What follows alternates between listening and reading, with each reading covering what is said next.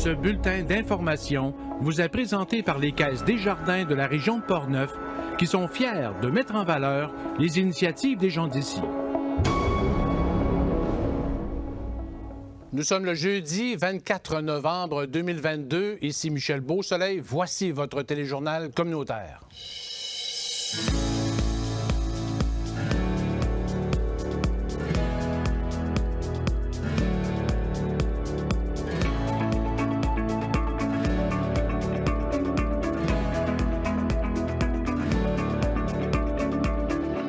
Une délégation de Portneuf arrive du Salvador avec plusieurs projets de partenariat en vue.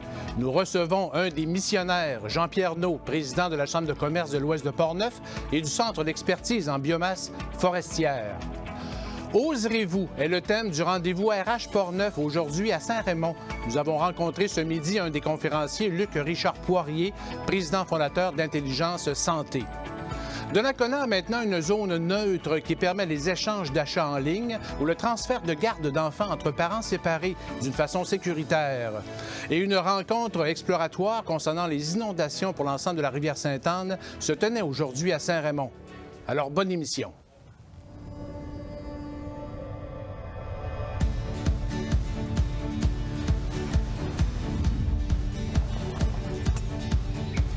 Ici, on se crée des souvenirs au fil des saisons et on vit au rythme de nos passions.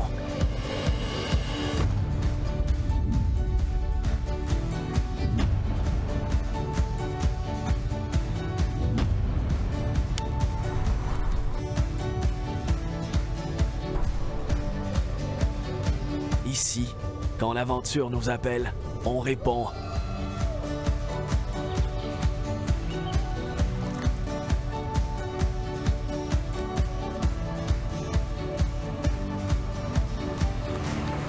Ici, à Saint-Raymond, ma destination pour un séjour plein air réussi.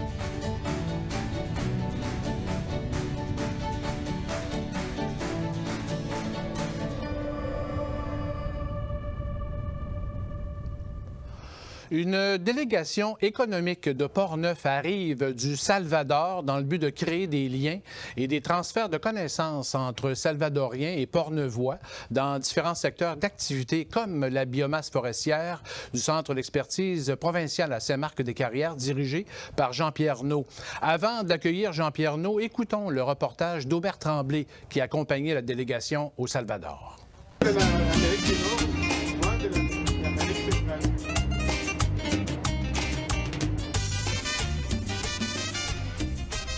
Le voyage a été organisé par Dora Canizal, de Voyages sans frontières, une agence basée à Saint-Marc-des-Carrières.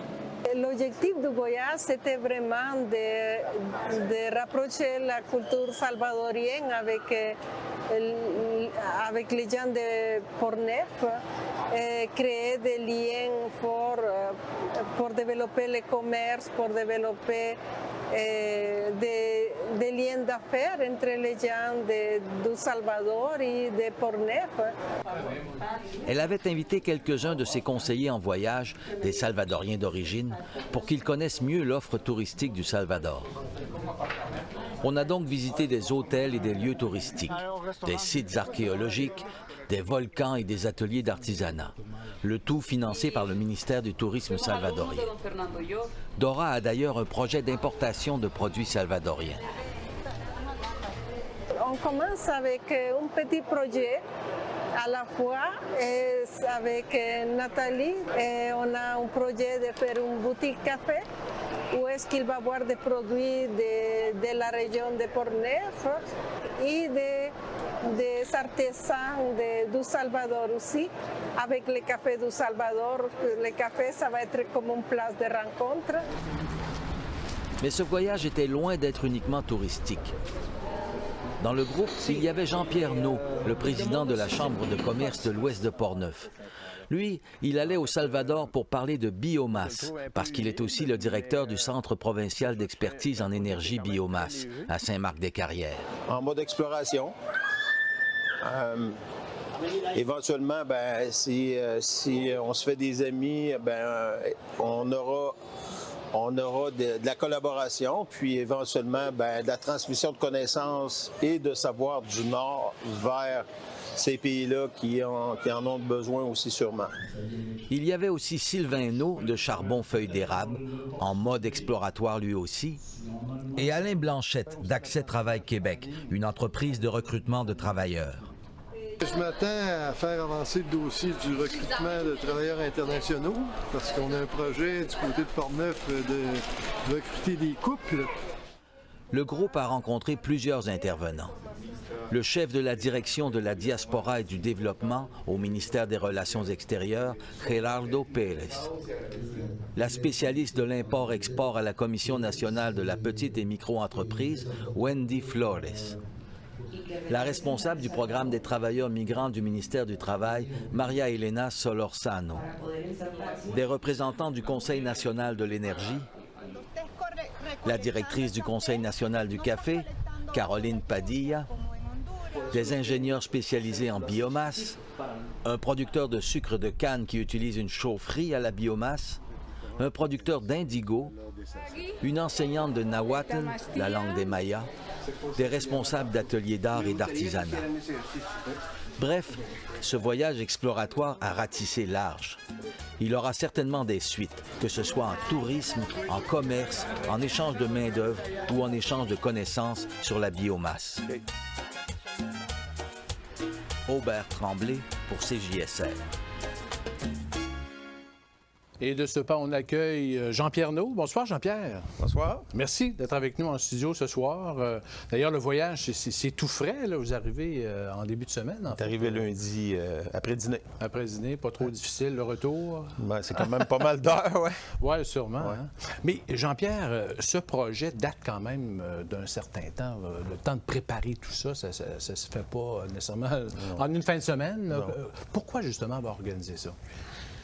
En fait, on a commencé à en parler 2 ans avec Dora. Okay? Puis, graduellement, on a eu des rencontres avec l'ambassadeur du Salvador au Canada. Parce que Dora est originaire du Salvador. Ouais. Donc, elle connaît assez bien le pays. Puis, on a eu des rencontres avec l'ambassadeur pour commencer à organiser, structurer qui on va aller voir là-bas, qu'est-ce qu'on désire de ce voyage. Qu'est-ce qu'on désire voir, récolter de ce voyage? Mais c'est sûr que là, la pandémie, ça a tout retardé. Ça nous a obligés de retarder le départ du voyage, etc. Ouais. Parce que c'était prévu, en fait, avant, oui? Oui, c'est ça. On avait commencé à en parler un peu avant la pandémie. Mais de toute façon, je pense que ça a été correct parce que ça nous a permis d'être plus mûrs au niveau des sujets qui on voulait rencontrer. Okay. Puis aussi, là, le centre d'expertise se met en place. Il y a 2 ans, on n'était pas rendu à cette maturité-là. Là. OK. Ouais. Effectivement. Puis donc, vous avez choisi, parce que là, il y avait, comme on le mentionnait, il y avait Alain Blanchette. Oui. Justement, parce que là, c'est sûr qu'au niveau des immigrants, il y a des ententes intéressantes à développer. Est-ce que ça s'est développé plus ou est-ce que vraiment des ententes qui ont été créées avec oui, exactement. Puis il y a quand même beaucoup d'intérêt du côté du Salvador. Puis il y a déjà, de mémoire, ce qu'on nous a dit là-bas, il y a 115 000 personnes qui sont déjà inscrites sur une liste d'attente.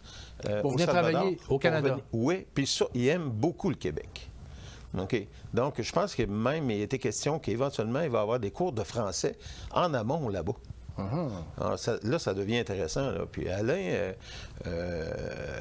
il connaît son affaire. Ah, bien sûr. Il est allé en Europe aussi, un peu partout. Il se promène un peu partout pour recruter, en fait, des couples, comme il disait. Souvent, c'est que les familles puissent s'installer ici. Exactement. Accès-études Québec, là, justement, qui font un bon travail à ce niveau-là. Ouais. Parlons de la biomasse. Est-ce que tu as été surpris de voir comment il fonctionne? Est-ce quels sont tes commentaires là-dessus? Comment tu as observé ça? Tu as vu ça? En fait, concernant la biomasse, j'ai été un peu surpris parce que on s'attend au Salvador, c'est de la jungle, puis il y a de la forêt, beaucoup. Mais finalement, il n'y en a pas tant. Parce que c'est un pays qui est montagneux, volcanique, mais il est occupé partout. Mais par contre, ils ont énormément de résidus agricoles qui peuvent être utilisés. Parce que quand on parle de biomasse, là, on parle de biomasse résiduelle. Donc, souvent, c'est pas nécessairement toujours du bois, là. Donc, canne à sucre, noix de coco, etc., ça peut tout produire de l'énergie, ça peut tout être valorisé en énergie. Okay. Donc, comme on a rencontré un jeune entrepreneur qui, lui, s'est installé dernièrement, puis là, je dis, la façon traditionnelle là-bas pour faire du sirop de canne à sucre, etc., et le sucre, c'est un peu comme nous, on faisait du sirop d'érable dans des cuves de fonte, comme à l'époque très ancienne. Là. Mais là, lui, il s'est installé un système à biomasse, pas très automatisé, assez... manuel? Oui, mais par contre, il utilise ses résidus de canne à sucre, okay, pour produire son énergie, pour évaporer son liquide de canne à sucre, un peu comme nos évaporateurs. Mais il y en a tellement que lui, il est obligé de faire brûler à la fin de sa saison de récolte de canne à sucre des montagnes de résidus qui pourraient être transformés en énergie. Lui, il consommait quand même, avant de s'installer, 1000 $ par semaine de gaz de propane. Qui utilisait. Là, il utilise ses résidus. Donc, c'est beaucoup d'argent. Puis là, où on va travailler peut-être avec lui, c'est pour installer un équipement. Ça existe, des petits équipements qui utilisent de la biomasse pour produire de l'électricité. OK. Okay? Puis là-bas, là? Là-bas, okay. Oui. Puis éventuellement, je pense que ça serait... Lui, je pense qu'il y a beaucoup d'intérêt de devenir une antenne d'Amérique du Sud, du centre d'expertise ici. Oui.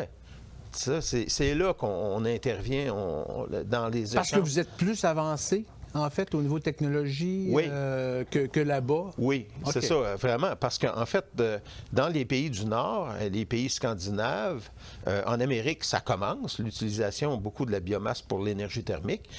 Mais là-bas, c'est pas mal de l'inconnu pour eux, là. Donc là, en plus, il y a quand même beaucoup de villages qui sont isolés. Lorsqu'on parlait avec les gens du ministère de l'Énergie, pour eux, aller porter des lignes électriques à travers les montagnes dans des villages qui n'ont pas l'électricité encore, c'est très complexe, c'est très dispendieux. Mais avec les unités qui existent, qu'on peut leur apporter ces technologies-là, ces connaissances d'opération puis ces équipements-là, les villages peuvent être autonomes au niveau électrique à partir de leurs propres résidus. Oui, exactement. Okay. Est-ce qu'ici, on pourrait, parce que là, ici, on utilise beaucoup les résidus de bois dans la forêt, mais est-ce qu'on pourrait utiliser des résidus de, je sais pas, on parle du blé d'Inde, par exemple. Là, oui. Ça pourrait aussi? Oui. En fait, la biomasse, là, c'est tout ce qui est... Quand on dit biomasse résiduelle, là, c'est à peu près tout ce qui est végétal, qui a ça a toujours la capacité de produire de l'énergie. Okay? Il faut juste avoir le bon équipement pour utiliser la biomasse résiduelle disponible localement. Est-ce qu'actuellement, la technologie que vous avez développée, parce que vous vous êtes fié un peu à ce qui se passe en Europe, je me souviens plus, en Finlande, beaucoup. En Finlande, exactement. Est-ce que la technologie est à point actuellement? Est-ce que vous êtes encore en rodage ou... La technologie existe, elle est très bonne. Okay? Ce qui manquait présentement en Amérique, c'est le transfert de connaissances dans l'opération, maintenance, calibration de ces équipements-là. Okay? On comprend, on s'entend qu'on est obligé de suivre une formation de 5-6 mois pour avoir un permis de conduire un camion. Bon, on installe un équipement qui demande une certaine connaissance technologique, etc., d'apprentissage. Donc, il n'y a pas de formation qui existe encore en Amérique. C'est ce que vous êtes en train de monter. C'est ce qu'on est en train de monter, oui, c'est ça, exactement. Donc, en passant, le Centre provincial d'expertise qui se met en place dans Port-Neuf, c'est un copier-coller d'un modèle européen avec qui on a eu des échanges. C'est le premier centre du genre en Amérique, là. Je parle du pôle Nord au pôle Sud. Même, on a une demande il y a quelques mois du Brésil. OK. Donc, on s'entend que présentement, l'énergie, c'est le nerf de la guerre. C'est évident. c'est évident. Ouais. Puis les résidus de biomasse, ben, Il y en a tout le temps. Il y en a tout le temps. Il y en a des tonnes qui sont pas valorisées. Ouais. Donc, l'argent, finalement, est là. C'est sûr. Là-bas, quelle énergie on utilise le plus? Bien, et là, depuis quelques années, fait surprenant, le ministère de l'Énergie nous a présenté son portefeuille énergétique. Puis, ils ont quand même 85 de leurs énergies est renouvelable, que ce soit solaire, hydroélectrique, etc. Ils ont fait beaucoup, beaucoup de développement à ce niveau-là dans les dernières années. Il leur reste seulement 15 de leur portefeuille qui est énergétique, qui est avec du pétrole pour la production d'énergie. Okay. Mais ils veulent vraiment se délaisser de ça le plus possible parce que finalement, le pays là-bas, ben, c'est un pays importateur. Donc, c'est de l'argent qui sort du pays pour acheter de l'énergie. Ouais. Donc, s'ils ont des résidus qu'ils peuvent valoriser en énergie, ils s'enrichissent. Là. C'est sûr. Puis ensuite aussi, le coût du kilowatt électrique, ici, c'est 8,5 cents, 9 cents autour. Là-bas, c'est 23 cents US. US? Oui. OK. Ouais. Ouais, tu y penses. Oui, c'est ça. Donc, c'est ça. Donc, c'est intéressant, justement, pour eux autres d'adopter davantage. Est-ce que vous prévoyez recevoir, justement, les gens bientôt? Comment on voit ce lien-là là, dans l'avenir? Bon, c'est sûr que nous, il faut terminer l'installation, le rodage du centre d'expertise, terminer le montage des formations. Les sujets sont déjà tous prêts. Là. Okay. Mais je dirais que d'ici un an, on va être rodé. Là. Oui? On va être prêt. Oui.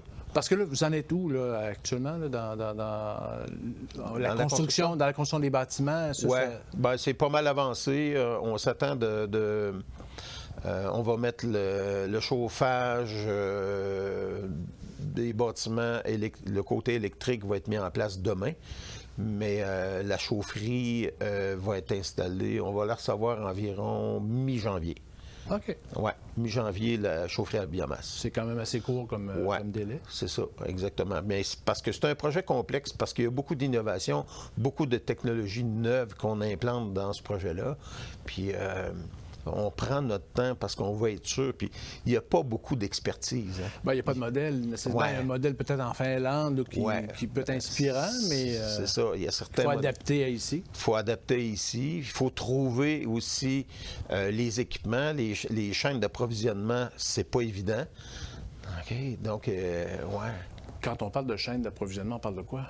Bien, la production, il y a quand même plusieurs équipements électroniques dans le projet. OK. Des compteurs d'énergie, un exemple. OK. Donc, là, présentement, les chaînes d'approvisionnement sont complexes. Puis, c'est ça. Là, vous êtes allé au Salvador. Est-ce que vous souhaitez aller ailleurs aussi, peut-être, pour explorer? Ça fait partie, j'imagine, des démarches à venir? Bien, là, présentement, on va consolider ce qu'on est en train de faire, puis on va établir des liens plus solides avec le Salvador avant de trop s'étendre. Ouais. Parce qu'on en a déjà pas mal détendu, là. Puis on imagine que vous avez aussi, comme vous parlez du Brésil, tantôt, qui font des demandes aussi ailleurs. Vous avez sûrement plusieurs demandes aussi on a déjà... à respecter en bout de ligne. C'est ça. En fait, on a déjà beaucoup de demandes au Québec. Même Ontario. Donc, juste répondre à tout ça, là, pour l'instant, là, on va en avoir... il ne faut pas oublier qu'il y a quand même 3600 érablières au Québec là, qui utilisent du mazout. Là. OK. Donc, ça, c'est un marché. C'est tout un marché qui va se développer, qui est en explosion. On a beaucoup de demandes à ce niveau-là aussi. Là. Ouais. Okay. C'est pour ça que il faut se dépêcher parce qu'on a besoin d'avoir une vitrine. Les gens, tant qu'il n'y aura pas de vitrine où on va pouvoir venir voir que finalement, ça ne fume pas, ça ne fait pas de bruit, il n'y a pas de danger, ça ne pollue pas, c'est moins de 4 particules fines à l'heure, un équipement comme ça, là. C'est pas gros. Là. Un poêle à combustion lente là, de maison, EPA, un exemple, les nouveaux poêles, c'est 32 grammes à l'heure. Ouais. Ça, c'est 4 grammes à l'heure, puis ça peut chauffer une rue complète. Là. Puis la matière première, on l'a Puis la matière plein première, dans Port-Neuf. Ben oui, elle est locale. C'est tous des circuits courts.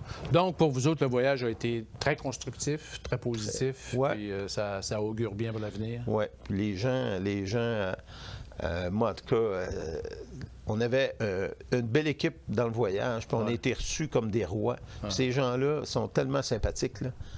Puis, non. Ça fait du bien. Oui, ça fait du bien. Puis c'était pas...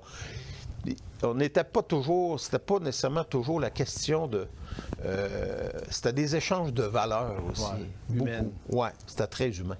Ouais. Alors, Jean-Pierre Naud, président de la Chambre de commerce de l'Ouest de Port-Neuf et aussi PDG, président directeur général du Centre d'expertise en énergie biomasse à Saint-Marc-des-Carrières. Ouais. Bien, merci beaucoup. Ben oui, ça fait plaisir. Puis on va sûrement en reparler. Oui, puis je tiens à remercier Aubert, M. Tremblay, pour le travail qu'il a fait. C'est tout un travail. Excellent. Après la pause, des nouvelles et une entrevue avec Luc Richard Poirier.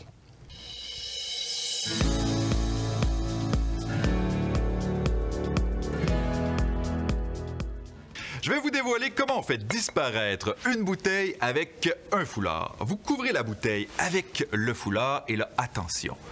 1, 2, 3.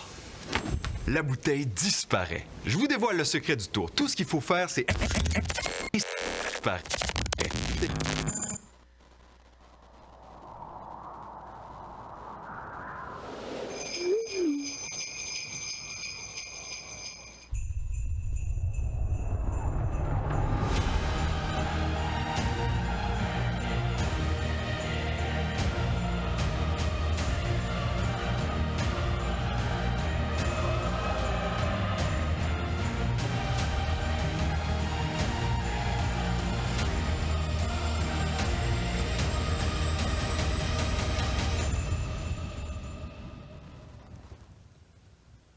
Le projet Zone neutre a officiellement été inauguré par la Ville de Donnacona et la Sûreté du Québec ce mercredi avant-midi sur le stationnement du 300 rue de l'Église, en façade de l'aréna du complexe sportif de Donnacona. Danick Julien a assisté au dévoilement. Les habitants de Donnacona peuvent dès maintenant utiliser la zone neutre qui est filmée 24 heures sur 24 afin de procéder à certains échanges tels que le changement de garde entre parents, mais aussi les ventes sur Internet. La porte-parole de la Sûreté du Québec, Béatrice Dorsainville, explique le concept. Oui, alors, aujourd'hui, c'est l'inauguration de zone neutre ici à Donnacona. Alors, la zone neutre, c'est un endroit d'échange sécuritaire. Ça permet aux citoyens là, des municipalités de bénéficier d'un endroit sécuritaire pour procéder à des échanges. Par contre, des parents séparés qui veulent s'échanger la garde de leurs enfants ou encore un acheteur ou un vendeur qui ont conclu une vente sur un site en ligne peuvent venir ici. Et puis, c'est un endroit qui est filmé sous surveillance vidéo 24 heures sur 24, 7 jours sur 7. Donc, ça permet de prévenir les vols et les agressions lors des échanges. La Sûreté du Québec, s'il y a des plaintes ou des signalements qui nous sont faits, bien, c'est possible pour les policiers de revenir et de récupérer les enregistrements, là, même au-delà de 30 jours, là, pour voir ce qui s'est passé puis contribuer à l'enquête. Selon le maire de Donnacona, la présence d'une telle zone ajoute un élément de sécurité supplémentaire pour les citoyens. Bien, Donnacona, c'est une initiative de la SQ, là, puis on trouvait ça... que c'était une excellente initiative d'embarquer dans ce projet-là, parce qu'on a à cœur la sécurité de nos citoyens. Et puis ça je crois que c'est une marque, justement, qu'on veut démontrer que la Ville de Donnacona a à cœur la sécurité des citoyens, peu importe la situation. La zone est située aux abords du complexe sportif aux 300 route de l'Église à Donnacona pour multiples raisons. La raison pourquoi on l'a choisi, bien, c'est un lieu qui n'est pas isolé. Il y a toujours du monde ici au centre aquatique ou à l'aréna. Il y a beaucoup de circulation. Alors déjà là, ça empêche certaines choses qui peuvent arriver. Mais exactement comme Madame elle a dit, cet endroit-là est filmé également.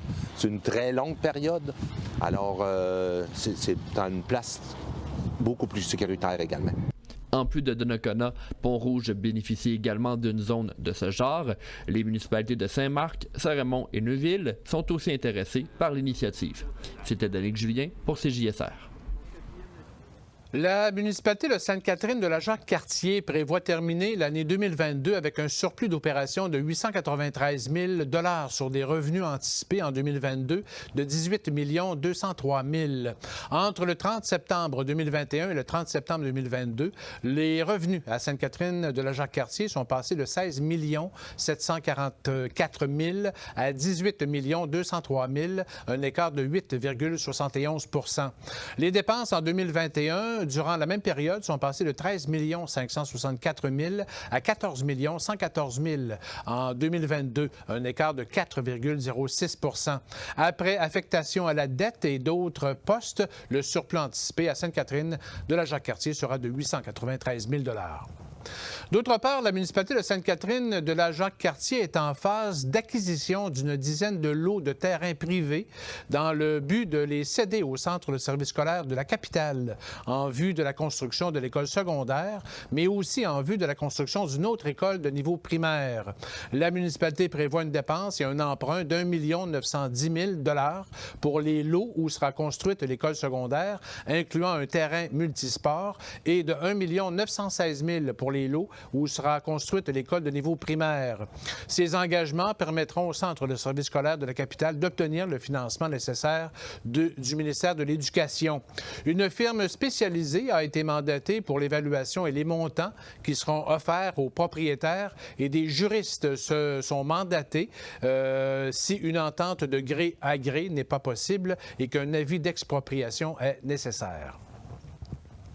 Les résidents du boulevard de Fossambeau et de la rue Kilkenny à Shannon pourront bénéficier des services de la bibliothèque Anne Hébert à Sainte-Catherine de la Jacques-Cartier. Le conseil de ville a accepté d'offrir les services de sa bibliothèque à ses résidents de Shannon au même titre que les résidents de lac Saint-Joseph et de Fossambeau sur le lac.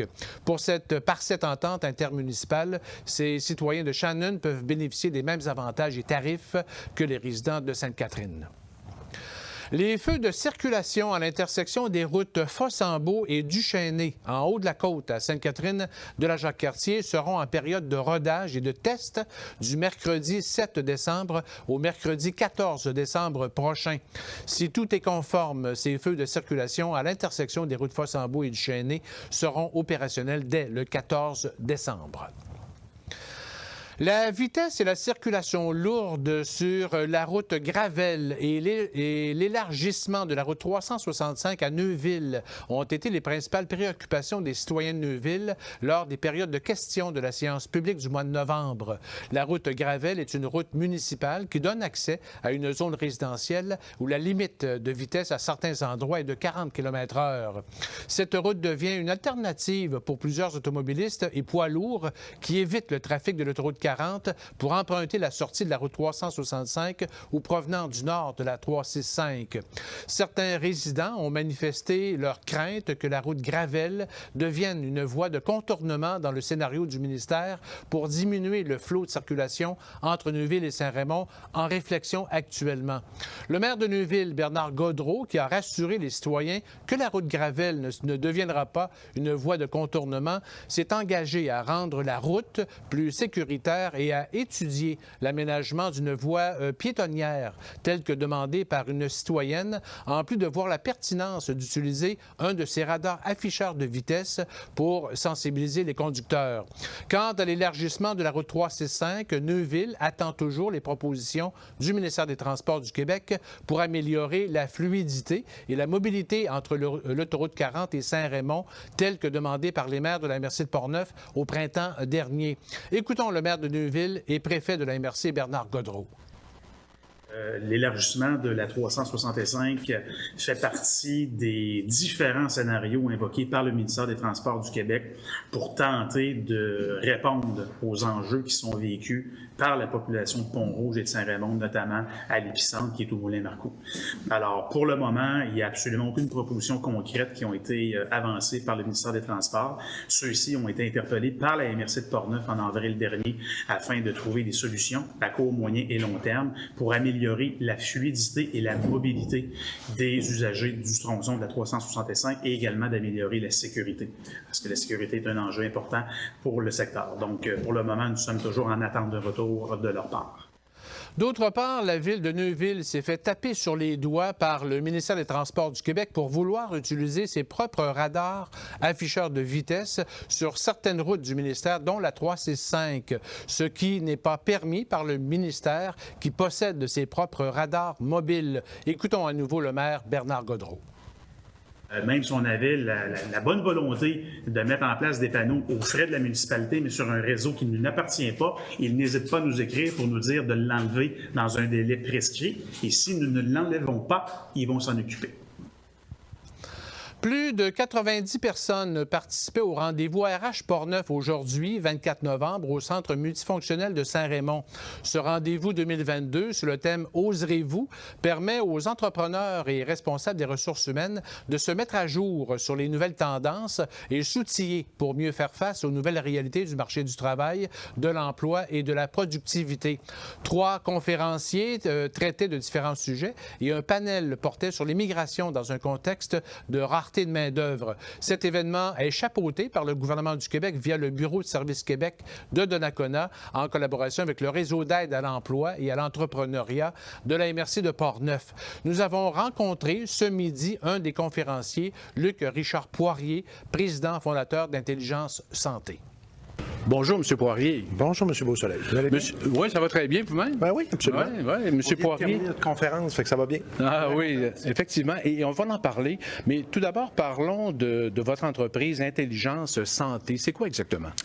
Bien, notre mission, c'est d'aider les organisations à mieux prendre soin des gestionnaires pour qu'ils prennent mieux soin de leurs employés. On s'entend que des employés, des gestionnaires qui vont bien, vont mieux prendre soin de leurs employés. Et dans le contexte actuel de la main-d'œuvre, ben on n'a comme plus le choix. Donc, vous comprenez, il y a plusieurs années, on sensibilisait les entreprises à ça. Maintenant, on n'a plus besoin. Les gens, ils savent que s'ils ne prennent pas soin de leurs employés, ben ils vont avoir des opportunités d'aller travailler ailleurs. Donc, on veut se démarquer comme entreprise WOW. Donc, on veut améliorer nos pratiques de gestion, on veut améliorer nos solutions de santé, nos solutions en matière d'équilibre, vie personnelle et professionnelle. On veut aussi que nos organisations aient plus de fun au travail. Donc, c'est pas compliqué, il faut faire une entreprise wow. Parce que les prochaines années, on le sait, on n'est pas encore dans le pic là, de la pénurie de main-d'œuvre. Donc, les employés, les gestionnaires vont être appelés à choisir où est-ce qu'ils vont aller travailler. Donc, est-ce qu'une entreprise est wow? Je pense que les gens qui sont venus aujourd'hui, des chefs d'entreprise, des professionnels d'un peu partout, des employés, sont venus se nourrir de toutes sortes d'idées pour rendre nos entreprises wow en matière de main-d'œuvre, d'attraction, puis surtout de rétention de main-d'œuvre. Parce qu'on parle beaucoup d'attirer les gens, mais il faut aussi les garder maintenant. Hein. C'est un enjeu. Oui. Bien sûr. Et quand vous parlez de santé, vous parlez de santé physique et mentale? Tout le temps la santé physique et mentale, mais aussi d'équilibre, vie personnelle, professionnelle et évidemment de plaisir au travail. Je mentionne jamais assez, mais c'est rendu un indicateur important. Là. Quand les gens, les jeunes, surtout la nouvelle génération, ils choisissent, ben, ils vont choisir un endroit où ils vont avoir du plaisir à travailler. Donc, c'est important.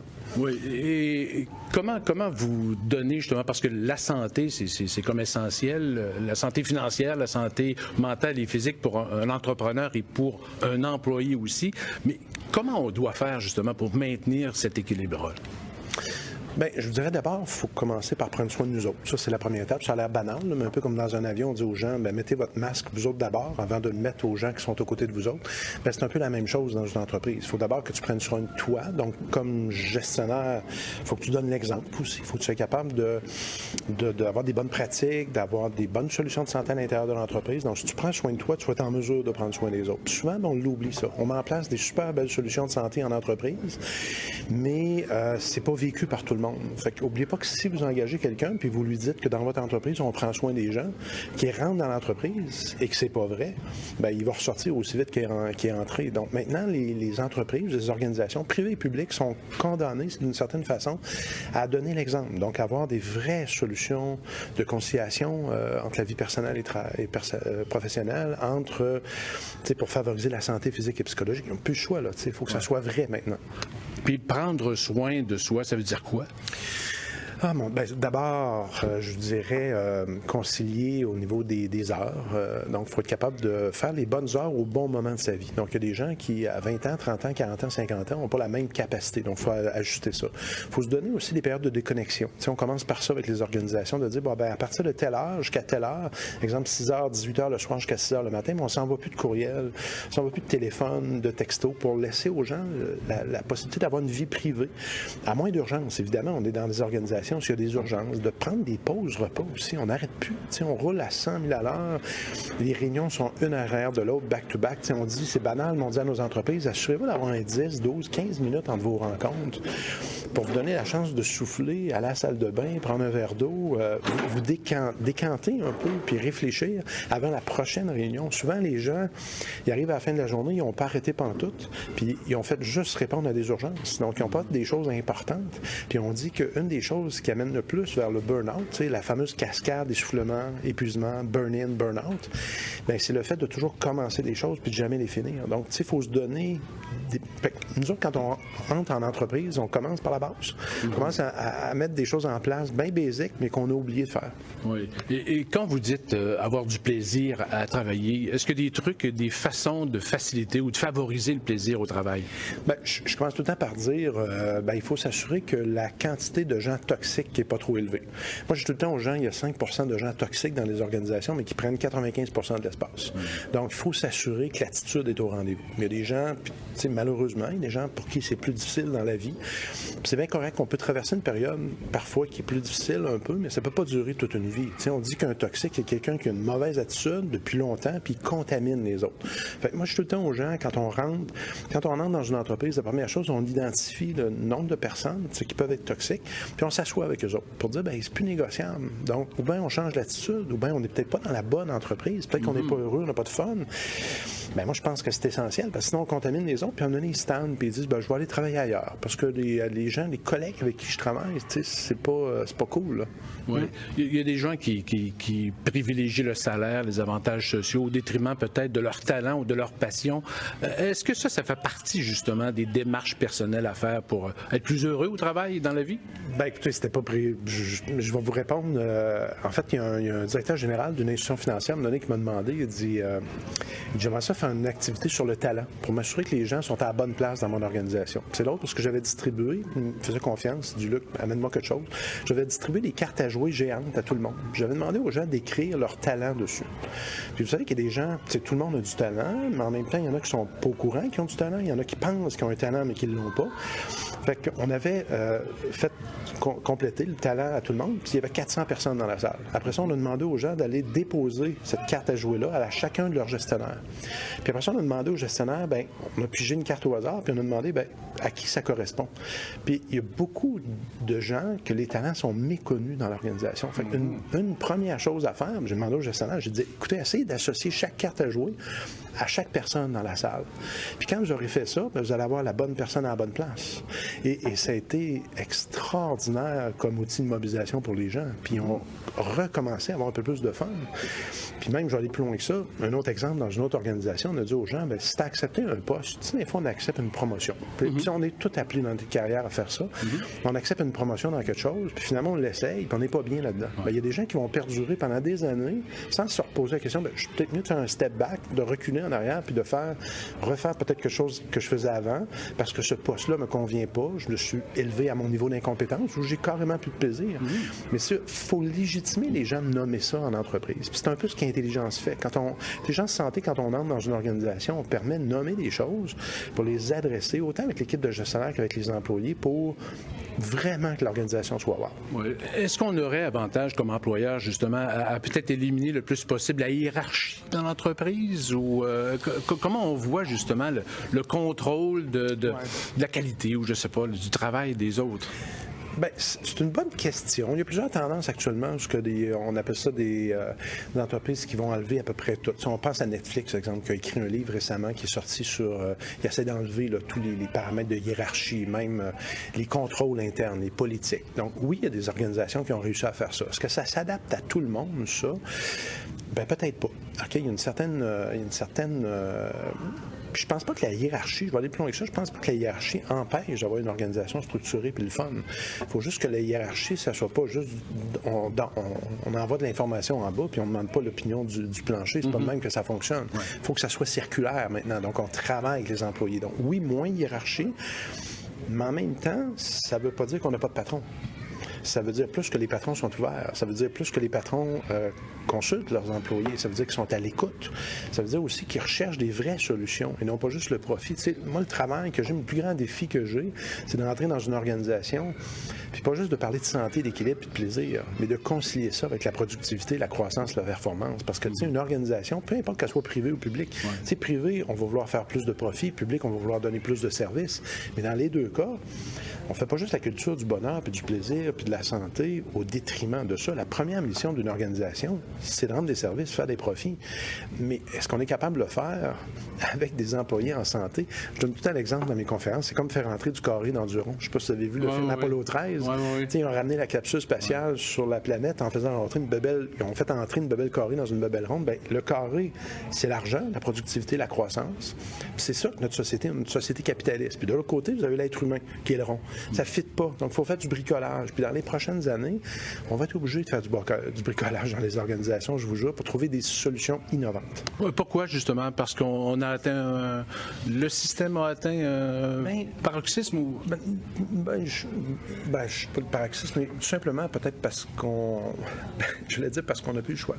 OK. Des fois, il y a tout le temps...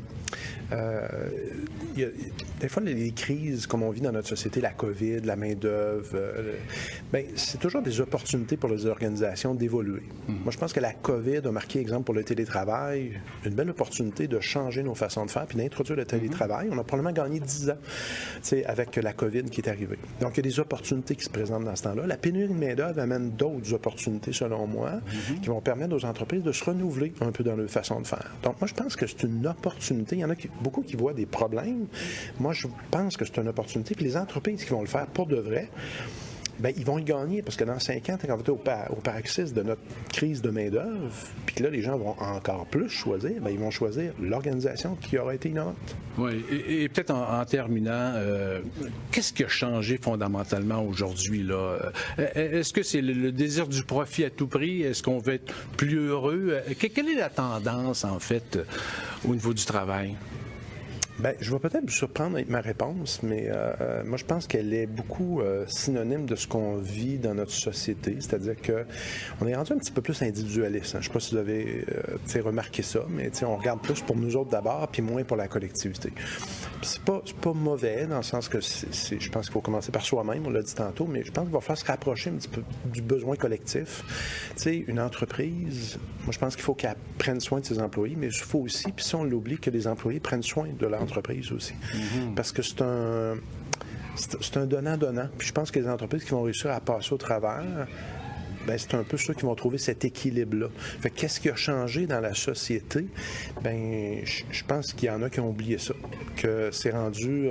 c'est correct, parce que, encore une fois, pendant des années, on a des fois moins donné aux employés. Puis là, bien, la force du pouvoir, si on veut, elle a changé un peu de côté. Puis c'est correct. Il n'y a pas de problème avec ça.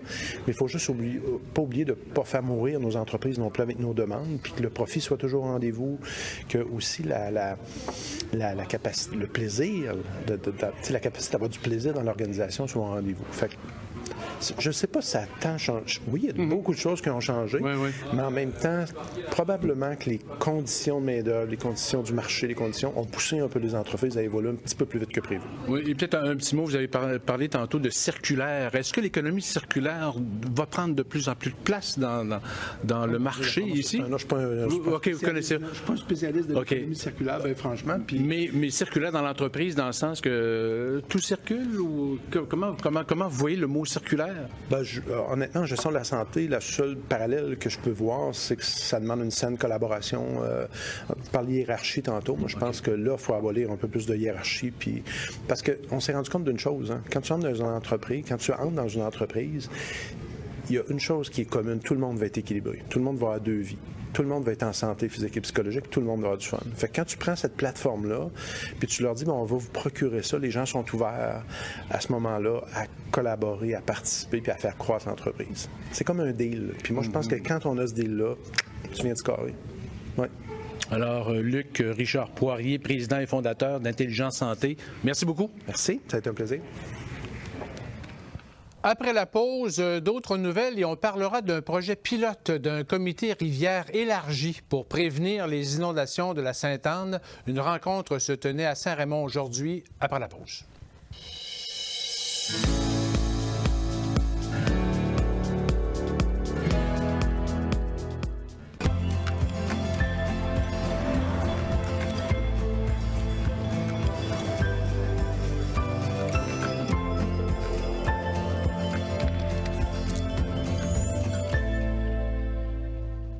Grâce à vos idées, nous avons un plan pour la transition énergétique qui est... Léo, qu'est-ce que tu fais là? Ben, je vais vous l'expliquer, le plan. OK. Premièrement, on veut manger plus de fruits et légumes d'ici. Ben oui, même l'hiver, grâce à notre énergie propre. C'est ce que je disais. Wow! Faut moins polluer pour se déplacer aussi. Là, tu parles de la mobilité durable. Ouais, puis tous les petits gestes comptent, fait que oubliez pas d'éteindre les lumières avant de partir, là. J'aurais pas dit mieux, mon Léo. Faites partie de la transition énergétique. Visitez énergieencommun.ca. Bon, je suis pas supposé de vous le dire, là, mais je vais avoir une invitée bien spéciale dans mes prochains spectacles. Tu sais, genre gros calibre, diva internationale, je capote!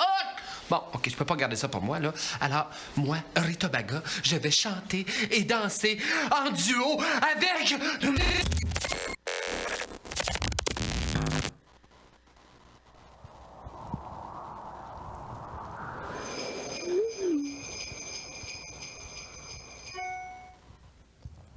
La Fondation d'aide aux sports amateurs de Portneuf, la FASAP, a remis un total de 30 450 $ à 30 jeunes athlètes de 18 disciplines différentes lors de la 28e soirée de remise de bourse qui se tenait vendredi dernier au centre communautaire Ernest J. Papillon à Saint-Basile. 40 demandes de bourse avaient été acheminées à l'organisation. La mention athlète de l'année coup de cœur 2022 a été décernée au footballeur universitaire de Donnacona, Olivier Roy. Écoutons la présentation d'Olivier par l'animateur et président de la FASAP, Sylvain Germain. Olivier, félicitations pour ta détermination, ta persévérance. On a entendu, tu as mis la région vraiment sur la map dans les 2 dernières années. On a entendu beaucoup parler de toi. Puis comme plusieurs athlètes, tu sais, c'est pas pour la raison pour laquelle on le fait, mais quand on se rencontre, tu sais, on aime ça, justement, vous donner la petite tape à l'épaule, puis vous la redonnez tellement bien, vous nous présentez tellement bien, puis Olivier le fait, je sais qu'il y en a plusieurs qui le font. Ils parlent de leurs racines lorsqu'ils vont parler à des médias, lorsqu'il y a des événements qui arrivent, des performances qui arrivent, ils se font interviewer, puis ils ne sont pas gênés de dire qu'ils viennent de la région de Portneuf, qu'ils viennent de leur localité, qu'ils ont évolué là. Moi, vous êtes des modèles, puis Olivier, tu es un parfait modèle pour un paquet de joueurs de football, mais un paquet de sportifs de la région. Tu es humble, tu mets le spotlight même sur les autres, mais vraiment, là, chapeau à toi, c'est un honneur qui est pleinement mérité. Olivier Roy, âgé de 23 ans, a battu à peu près tous les records de gains par la passe au niveau universitaire en saison régulière. Il a été nommé l'athlète masculin de l'année de l'Université Concordia et s'est taillé une place parmi le top 25 des personnalités sportives québécoises 2021 du Journal de Montréal. Olivier Roy succède à Olivier Desmeules, Catherine Savard et Rose Réaume, respectivement récipiendaires de la mention athlète de l'année coup de cœur 2019, 2020 et 2021.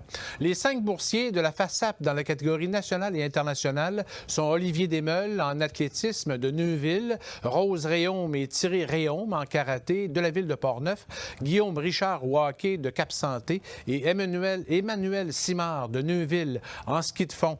Les dernières années n'ont pas été faciles pour les athlètes et la bourse de la FASAP est un coup de main régulier qui fait du bien, comme le dit l'athlète neuvilloise en ski de fond, Emmanuel Simard. Mais au fil des années, il y a beaucoup d'irrégularités dans la vie d'un athlète là, au niveau mental, physique. Puis au fil des années, quelque chose qui reste toujours régulier, constant, puis sur quoi on peut compter, c'est la bourse de la FASAP. Fait que vraiment un gros merci pour la belle bourse, puis pour le gâteau au chocolat, il était super bon.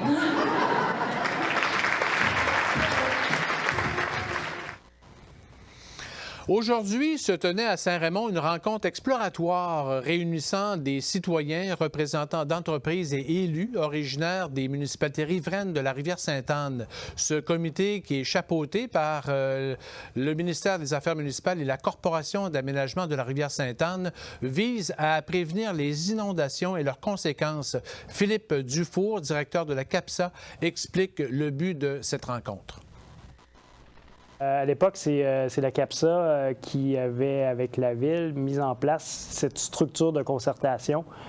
Donc, on parle de mettre des citoyens, des experts, des gens de la municipalité et des membres des ministères autour d'une table et de discuter des enjeux d'inondation, des problématiques, d'aller acquérir des données, des connaissances pour après proposer des solutions à mettre en place. Donc, cette structure-là est reprise un peu en ce moment pour l'ensemble du bassin de la Rivière-Sainte-Anne et en collaboration avec le ministère des Affaires municipales et de l'Habitation. La CAPSA animait depuis 2014 le comité Rivière qui est dédié à la prévention des inondations à Saint-Raymond. La CAPSA possédait donc une longueur d'avance dans l'établissement d'un comité pour l'ensemble des municipalités de la Rivière. La grande différence, c'est qu'avant, à Saint-Raymond, le comité Rivière travaillait sur les enjeux qui se déroulaient à Saint-Raymond. Donc, à mettre en place des mesures d'atténuation du risque ou sur l'aléa, soit des problématiques au niveau de la rivière, directement à Saint-Raymond.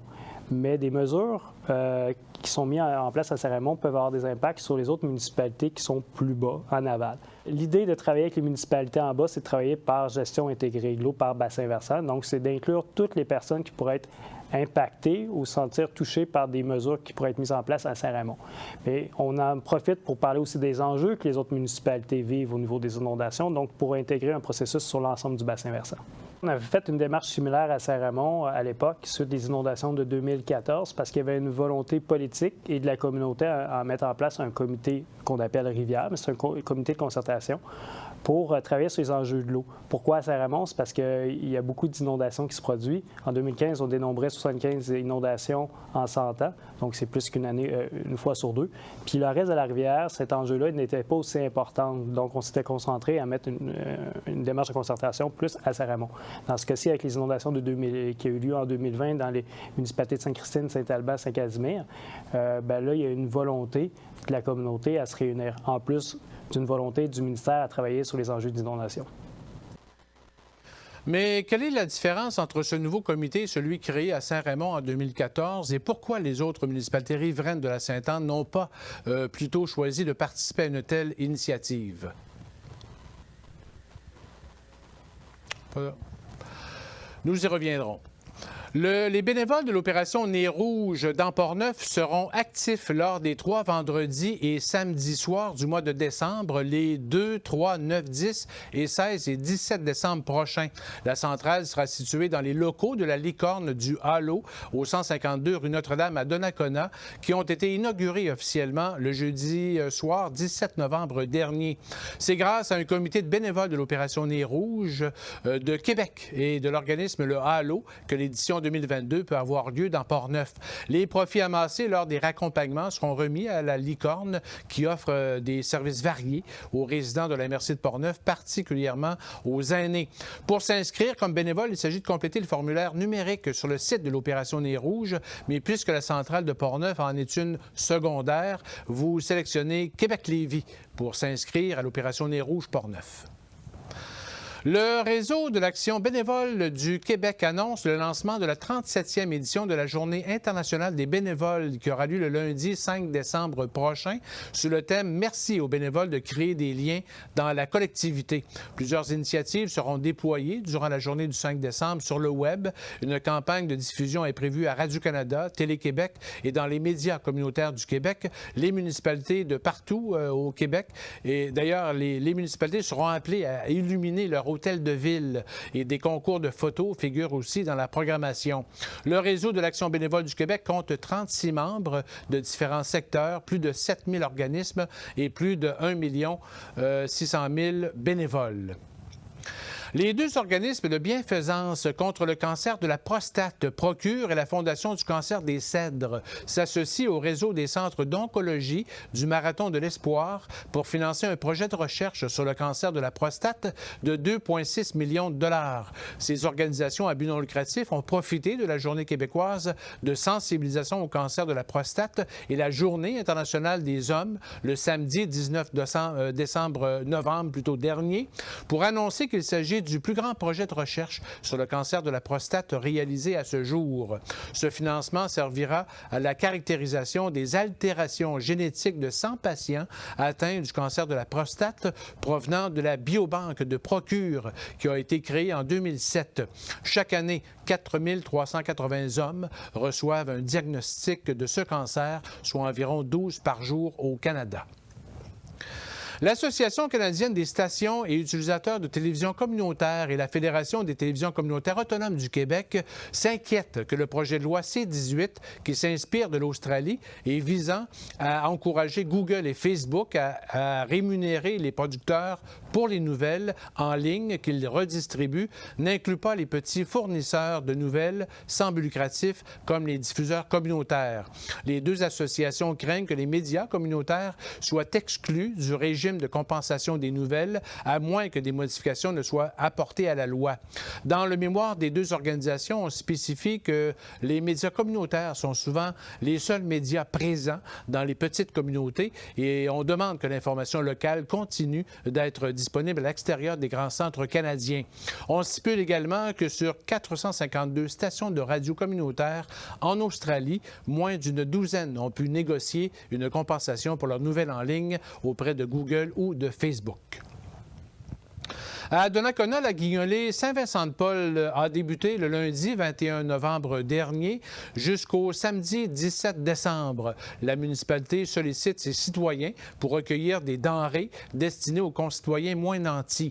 Des boîtes identifiées à la Saint-Vincent-de-Paul sont disposées à Place Donnacona, dans la Carriole, au marché Maxi, pharmacie Jean Coutu et au presbytère de l'Église jusqu'au 17 décembre pour récolter les denrées qui serviront à la préparation des paniers de Noël.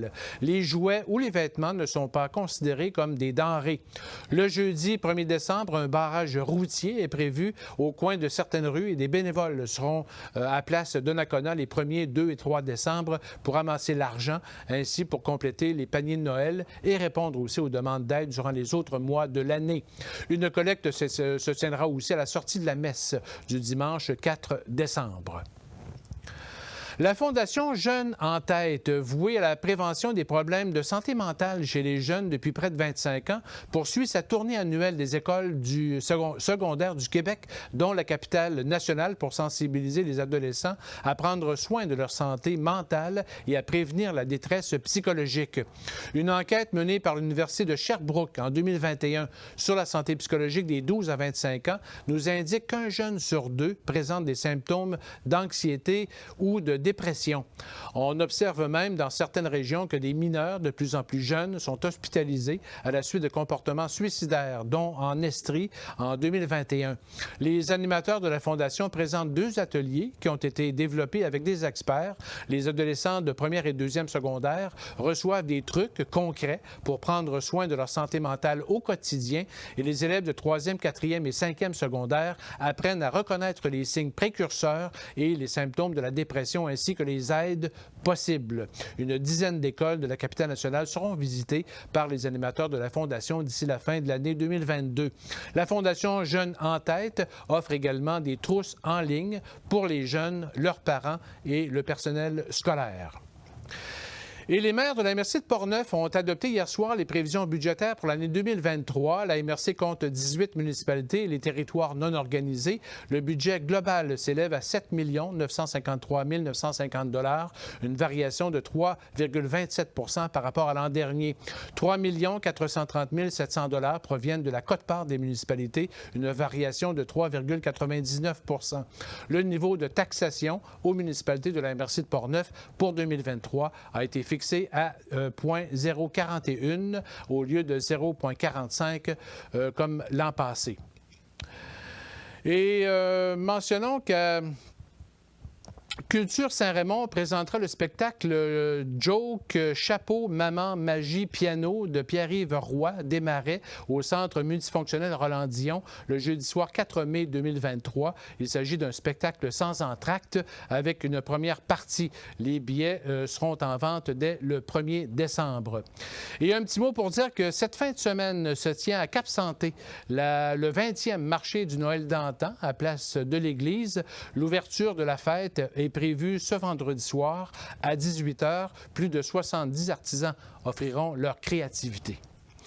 Alors, ça complète Info CJSR pour cette semaine. Merci à Charles, Danick, Aubert, Tony, Suzy, Luc, Carole et nos invités. Merci de nous suivre à chaque semaine sur nos différentes plateformes. Et on se laisse avec des images de la compétition de karaté qui se tenait en fin de semaine dernière dans les gymnases de l'École secondaire de Saint-Raymond, organisée par le Club de karaté de Saint-Raymond. Alors, bonne semaine.